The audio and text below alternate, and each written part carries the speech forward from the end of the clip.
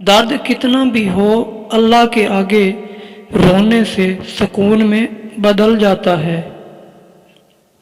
قرآن پاک پتھر دلوں کو موم کرتا ہے، ٹوٹے دلوں کو جوڑتا ہے اور بیمار دل کی شفا ہے۔ ٹھیک ہوں یہ تو ہم کسی سے بھی کہہ سکتے ہیں، لیکن پریشان ہوں کہنے کے لیے کسی بہت خاص کی ضرورت ہوتی ہے جو ہر ایک کو دستیاب نہیں ہوتا۔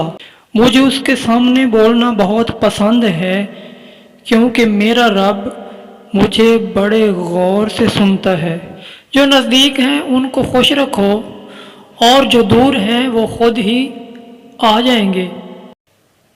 حتیٰ کہ خرگوش بھی کاٹے گا جب تم اس کو چاروں طرف سے گھیرو گے۔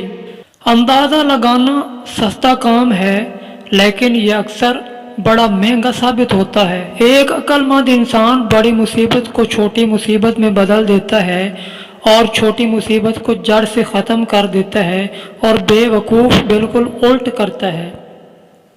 اگر تم اندر سے مضبوط ہو تو تمام مشکل چیزیں آسان ہو جاتی ہیں، اور اگر تم کمزور ہو تو تمام آسان چیزیں بھی مشکل بن جائیں گی۔ کوئی تم کو ایک مرتبہ دھوکہ دے تو یہ اس کے لیے شرم کی بات ہے، اور تم ایک انسان سے 2 مرتبہ دھوکہ کھاؤ یہ تمہارے لیے شرم کی بات ہے۔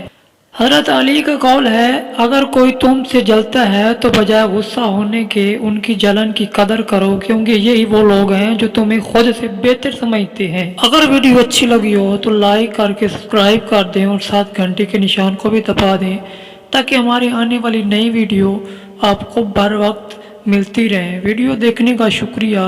اللہ حافظ۔